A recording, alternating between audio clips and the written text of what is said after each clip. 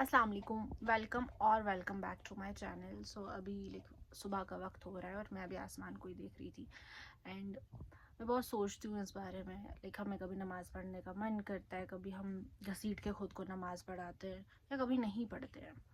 अस्तगफिरुल्लाह। तो मैं अभी ऐसे ही उसी चीज़ के बारे में पढ़ रही थी तो एक चीज़ मुझे याद आ गई एंड आई थॉट कि मुझे बहुत इम्पॉर्टेंट है ये चीज़ शेयर करना। So one of the girl जिससे मैं बात कर रही थी, जो ये इसी एनजाइटी इन सब डिप्रेशन के सिलसिले में मुझसे बात कर रही थी। सो उन्हीं की सिस्टर ने उनको बोला था, जस्ट बिकॉज तुम नमाज नहीं पढ़ती इसलिए जो है तुमको ये डिप्रेशन वगैरह हो रहा है। सो आई जस्ट वॉन्ट टू से कि देयर इज़ अ कंसेप्ट यार, लो ईमान भी होता है, हाई ईमान भी होता है। हम ऐसे बिल्कुल स्ट्रेट लाइन पे नहीं चल सकते हैं। तो और इसको ऐसे क्यों नहीं सोचा जा सकता? सबसे पहले शायद जिसने ये कहा है उनको नॉलेज ही नहीं होगी कि कुछ होता भी है डिप्रेशन, एंजाइटी। तो इसको ऐसे क्यों नहीं सोचा जा सकता है? वन ऑफ द साइकोलॉजिस्ट जिससे मेरी बात हुई थी, शी वाज लाइक कुछ इस्लामिक साइकोलॉजिस्ट थी वो, एंड जिसके साथ मेरी काउंसलिंग हुई थी। सो शी सेड कभी कभी डिप्रेशन और एनजाइटी की वजह से आपकी नमाज अफेक्ट होती है, ठीक है? बिकॉज जो डिप्रेशन है ये आपके दिमाग पे एक फॉग बना देता है कि कुछ कभी ठीक होने नहीं वाला है, सब कुछ खराब है एंड आपके अंदर होप ही नहीं है। तो वो आपकी नमाज को ऑब्वियसली वो इफ़ेक्ट करेगा आपकी नमाज को। तो इस चीज़ को ऐसे क्यों नहीं सोचा जा सकता है? सो उन लोगों से मैं बात कर रही हूँ जिनको ये सब सुनने को मिलता है। सबसे पहले तो अपने आप को स्ट्रांग बना लो, बिकॉज हर किसी के पास हर किसी चीज़ की नॉलेज नहीं है।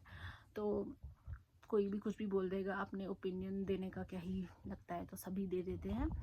बट एक कोट पढ़ी थी मैंने, वो मैं ज़रूर मेंशन करना चाहूँगी कि इंसान ग्रज रखते हैं, अल्लाह ताला ग्रज नहीं रखते। ऐसे कैसे हो सकता है कि जिन्होंने आपको बनाया है वो कैसे नहीं आपका दर्द देख सकते हैं? ये तो इम्पॉसिबल। भले ही आपके आसपास के लोग नहीं देख पा रहे, वो सब कुछ जानते हैं।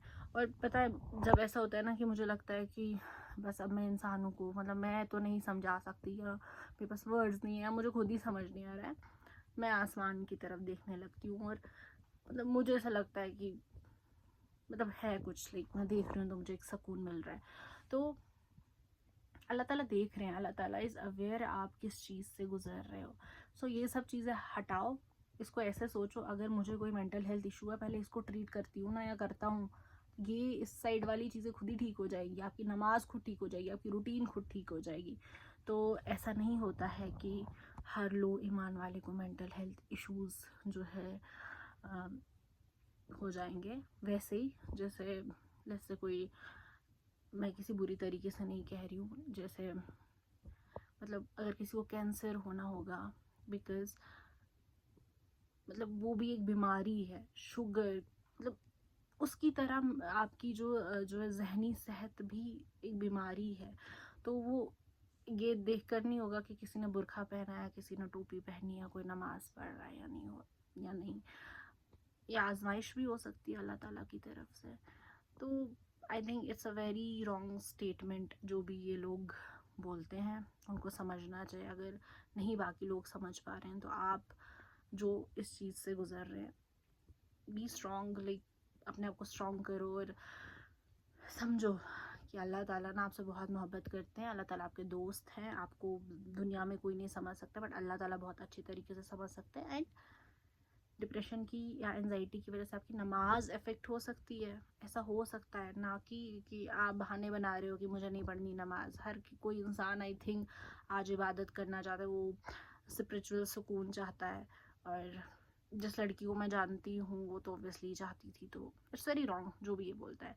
तो आप जो बोलता है, अगर कोई ऐसी अगर कोई ऐसा बंदा ये वीडियो देख रहा है कि जिसको एक कंसेप्ट नहीं है, तो थोड़ा दिमाग में डालो। और अगर जो इस चीज़ से गुजर रहे हैं तो बी स्ट्रॉन्ग, अल्लाह को देखो, इंसानों को नहीं। और इस चीज़ को ठीक करो, नमाज वगैरह सब कुछ ठीक हो जाएगी। Take care of yourself and take care of your mental health.